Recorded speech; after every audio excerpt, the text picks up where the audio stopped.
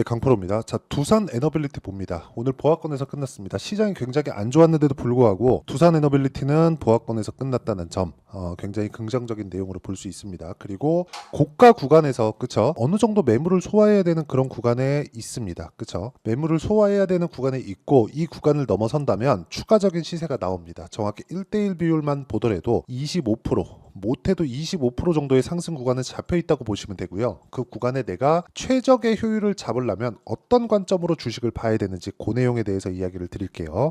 자, 근데 그 말씀을 드리기 전에 제가 최적의 효율, 즉 가격을 어떻게 잡아야 되는지 그 내용에 대해서 이야기를 드린다 그랬잖아요. 자, 왜 이렇게 이야기를 드리는지 그쵸? 그것부터 이야기 드릴게요. 자, 두산 에너빌리티는 원전 관련주죠. 그쵸? 근데 최근에 뭐가 있죠? 전기 부족 사태가 있죠. 그러면서 전력공사, 전력 설비에 대한 부분, 변압기를 새로 고치고 용량을 늘리고 전선을 새로 교체하고 용량을 늘리고 이런 작업을 지금 한국에서도 하고 있지만 미국에서도 하고 있습니다. 특히나 미국에서 더 전력 부족 사태에 대한 내용이 좀 심각해요. 근데 이런 상황이 왜 나오는지 아십니까? AI 때문에 그렇습니다. 그렇죠? 근데 전력 부족에 대한 이유는 전기차가 늘어난 부분도 있어요. 기존에는 전기차가 늘어난 부분만 있었다면 지금은 그렇죠? 지금은 AI 시대가 왔기 때문에 여기서 GPU가 대거 투입되고 GPU는 전기를 원래부터 많이 먹습니다. 근데 이런 부분이 그렇죠? 집중돼서 전기를 사용하고 있는 거예요. 그러면 이쪽에 대한 용량을 늘려주는 게 맞겠죠. 근데 전기 공사는 한 번 하면 30년, 40년씩 이렇게 가죠. 그러니까 새로운 사이클을 만난 겁니다. 원래는 기존의 설비로 사용이 가능했는데 지금은 안 된다는 거죠. 근데 지금 뭐라고 있어요? 친환경. 그렇죠?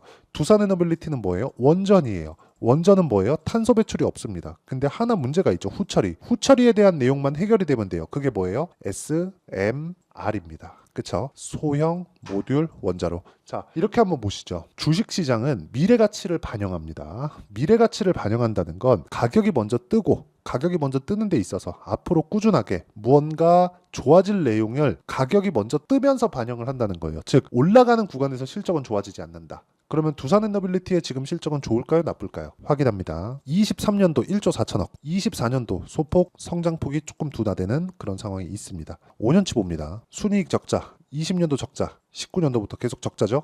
그쵸? 자, 이런 상황이 진행되고 있어요. 물론 소송에 대한 부분이나 여러 가지 내용들이 있죠. 근데 우리가 봐야 되는 내용은 앞으로 원전을 사용할 것인가에 대한 문제입니다. 제 개인적으로 사용한다고 봅니다. 그리고 이 내용은 저만 이야기를 하는 게 아니라 저 같은 사람, 그죠? 이런 사람들 말고 테슬라 CEO 있죠. 일론 머스크도 AI 시대에 소비되는 전력을 감당하려면 원전 말고는 없다. 이렇게 이야기를 했습니다. 근데 사실 이게 맞아요. 그리고 무엇보다 원전은 사용할 수밖에 없는 게 뭐가 나옵니까? 한 가지 내용 때문에 그렇습니다. 원전은 사용할 수밖에 없는 게 탄소 배출을 없앱니다. 그렇기 때문에 그래요. 그렇죠? 탄소 배출이 없어요. 그러니까 유일하게 효율적인 에너지원이에요. 근데 위험했는데 그 위험을 SMR 소형 모듈 원자로로 잡은 겁니다. 이걸 기존에는 어디서 사용을 했느냐? 핵잠수함, 핵항모 여기서 사용을 하던 기술을 가지고 온 겁니다. 기존에 있었던 기술이에요. 있었는데 지금 발전을 시켜서 원자로에 집어넣겠다는 거죠. 그렇죠? 발전하는데 사용을 하겠다는 겁니다. 자, 그러면 우리가 이 구간에서 알아야 되는 건 이런 모든 내용에 대한 부분을 가격이 먼저 반영을 한다는 거고 가격, 즉 타점을 잡았을 때 우리는 꾸준하게 수익 낼 수 있는 상황을 만들어갈 수 있다는 겁니다. 자, 그러면 이런 부분을 이해했을 때 지금 두산 에너빌리티는 고가 매물을 소화해야 되는 구간에 있다. 그리고 돌파하는 구간을 정확하게 공략하면 효율적인 매매를 할 수 있는데 그 효율적인 매매를 했을 때 우리가 어느 정도 성과를 낼 수 있는지 그 내용부터 보겠습니다. 자, 내용 보시면 그래요. 이수페타시스 AI 반도체 관련된 종목이죠. 보세요. 어떻습니까? 신고가 구간에서 매매를 한 결과 8% 수익, 그리고 어저께 시가에도 공략이 들어갔는데 어저께 18% 강세. 그렇죠? 이런 상황을 만들어냈고 오늘 매도하고 나왔습니다. 다음 주에 추가 공략합니다. 확인하고요.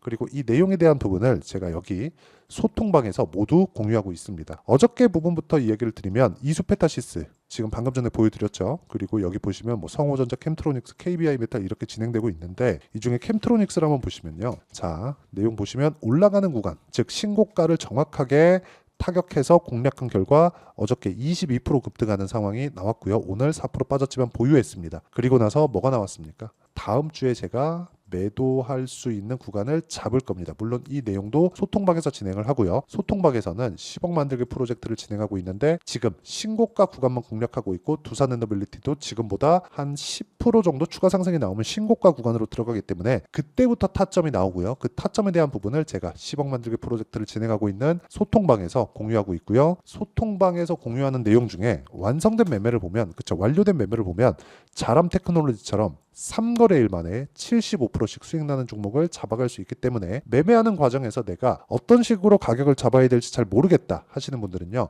소통방에 들어오시면 되고요. 소통방은 무료로 진행합니다. 구독과 좋아요, 그쵸, 이 두 개만 눌러주시면 되고 상단에 있는 전화번호로 구독 또는 10억이라고 문자 보내주시면 제가 소통방 입장 링크를 순차적으로 공유를 해드리도록 하겠습니다.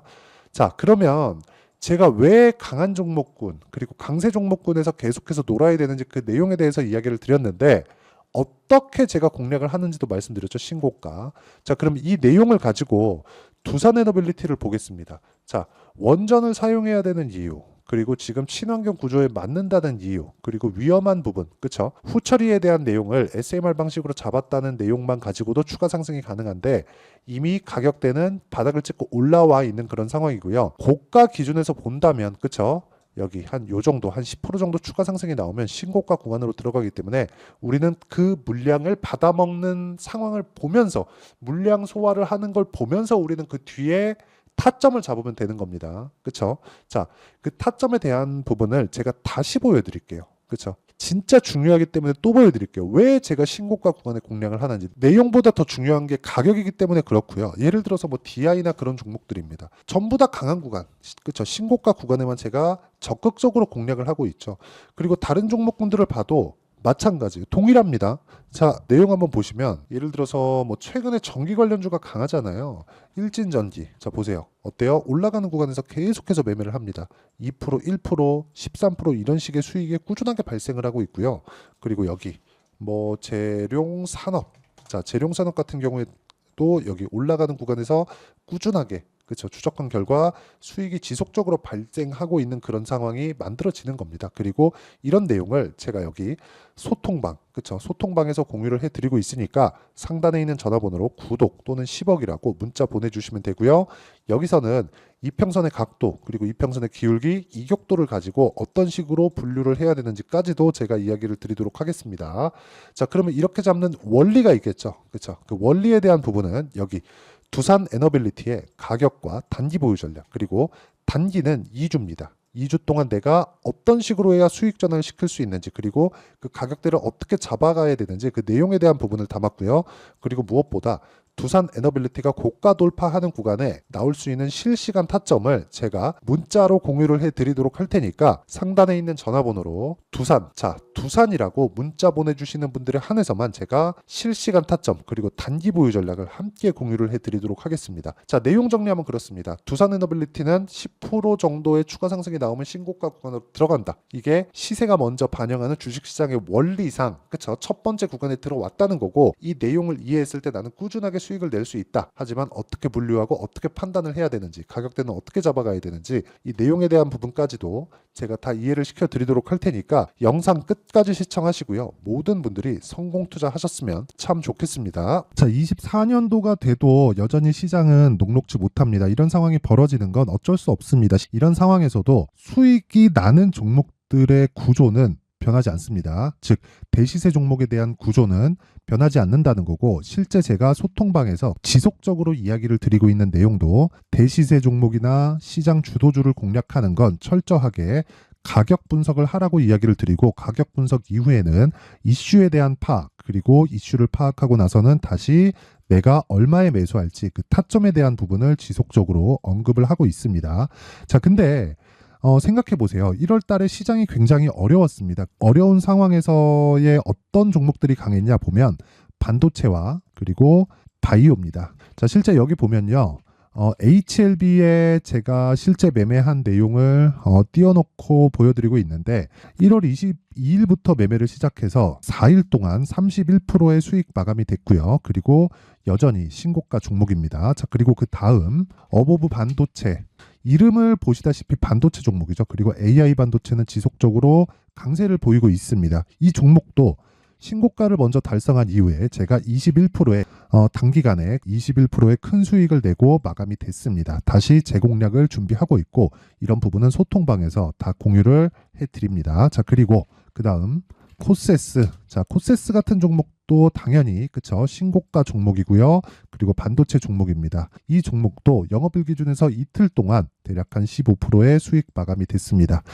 내용을 한번 보시면 어떻습니까? HLB를 포함해서 뭐 30%, 20%, 뭐 15% 이런 식의 수익이 지속적으로 발생하고 있는데 이 세 종목 모두 다 신고가 종목이고 1월 달에 시장이 약세를 보이고 있는 구간에서도 강했었던 그런 종목입니다. 특징점이 하나 있는데 그 이슈에 앞서서 가격이 먼저 반영했다는 거죠. 자, 근데 그게 기업 밸류업 프로그램이라고 하죠.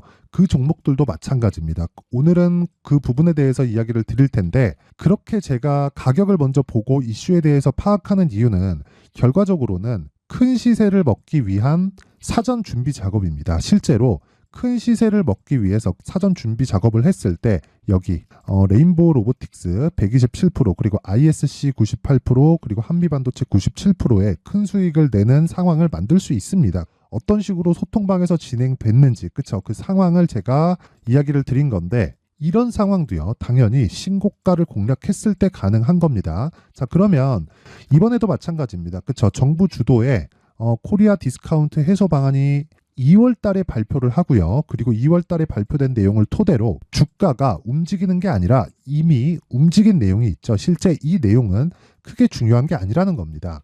실제 움직인 내용을 보면 자, 기아차입니다. 실제로 12월 달에 신고가를 만들어 놓고 정부에서 입김을 불어 넣으니까 순식간에 기아차를 포함해서 현대차 같은 거대 기업들의 주가가 2주도 채 되지 않아서 40% 정도의 큰 시세를 냅니다. 자, 그러면 우리는 어떤 종목을 봐야 될까요? 이슈를 파악해야 되는 것도 맞지만 철저하게 가격에 맞춰서 매매를 해야 되는 게 당연히 중요합니다. 정부가 주도하는 정책 방향이 있겠죠. 그 방향에 맞춰서 우리가 종목을 찾을 필요가 있다. 자, 그러면 답이 나왔습니다. 정부가 주도하는 방향에 맞춰서 제2의 기아차를 찾는 게 지금은 중요하다. 근데 정부 정책의 방향에 맞게 가자. 그랬을 때 앞서서 제가 보여드렸었던 내용인 여기 레인보우 로보틱스 127% 그리고 ISC 98% 그리고 한미반도체 97%와 같은 수익을 낼 수 있습니다. 물론 시간에 대한 부분은 최소 2주의 시간이 필요하고요. 그리고 최장 3개월 안에 끝내야 됩니다. 자, 기아차의 시세를 보셨던 것과 같이 2월 달에 정부 정책의 방향이 결정되고요. 바로 3월 달이면 시행입니다. 자, 그러면 우리는 거기에 맞춰서 당연히 종목을 찾아야 되고 제가 제2의 기아차를 찾아놨습니다. 제가 아까 전에 소통방에서 이야기를 드렸었던 내용 다 공개를 해드렸는데 그 내용처럼 종목만 받고 싶다 하시는 분들은요. 상단에 있는 제 전화번호로 대시세, 자, 대시세라고 문자를 보내주시면 정부 정책의 방향에 맞는 종목을 모든 분들에게 무료로 공개를 해드리도록 하겠습니다. 자, 제가 원하는 건 채널 성장이 목적입니다. 자, 그래서 구독과 좋아요 꼭 좀 부탁드리고요. 모든 분들이 정부 정책에 맞는 방향으로 매매를 이어가서 큰 수익 보셨으면 좋겠습니다.